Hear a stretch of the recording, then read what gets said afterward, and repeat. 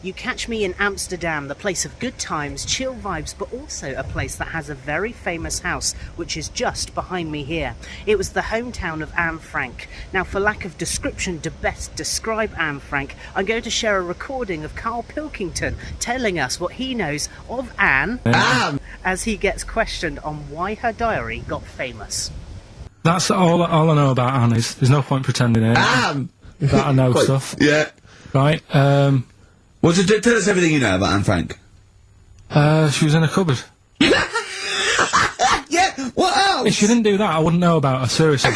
That's all I know about her. We know about her cupboard because of her book, don't we? But hang on, what, in the bigger scheme of things, why was she in a cupboard? I don't know. Right. I honestly don't know. You don't know anything else about Anne Frank beyond the fact that, to quote you, she was in a cupboard. She wasn't in a cupboard. She was in an attic. Alright. Yeah. So what was she doing? She was hiding from the Tidying Nazis. She was hiding from the Nazis. But isn't that the first place they'd look? Sort of... work from the top down. Carl, they weren't specifically looking for Anne Frank. They weren't going, where is she? Where's Franker? If she gets that book out, we are in a deep shit. We've got to stop the book. She was, I think she was 13, 14, she was hiding, she was Jewish and she was hiding just in Amsterdam, didn't she? Yeah, as much of her family were having to hide, being helped by, you know, friends, non-Jewish. In a cupboard. I mean, the cupboards, you know. And how long did she sort of hide up there for? Until she was caught. Long enough to write a book. So she even got caught after all that? What do you mean, so she even got caught? We're talking about one of the great, you know, humanist tragedies of our times, and you're going, she couldn't even stay hidden. What do you mean, did she get caught?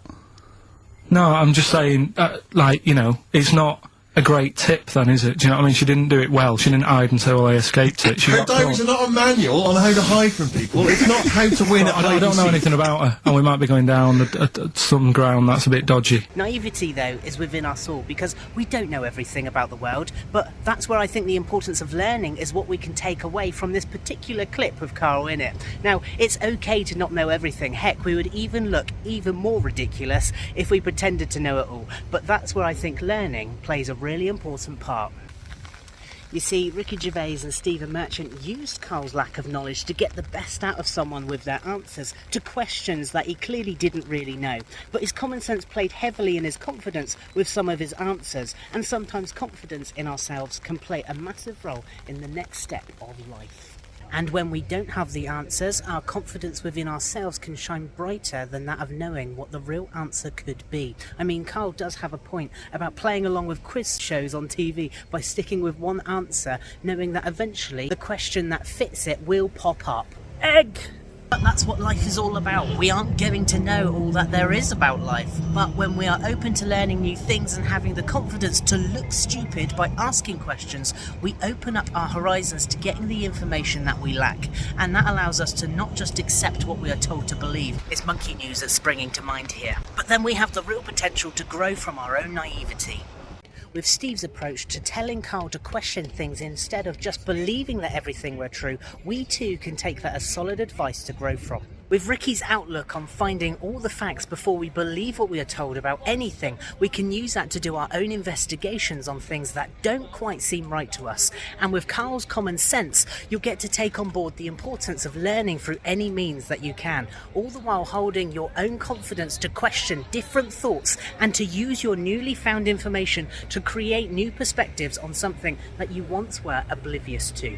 Funny to think, really, how Karl questioned Anne Frank on what did she do, when Karl has openly questioned it to himself of what it is that he does for the world. And I've come to a conclusion. Hear me out here.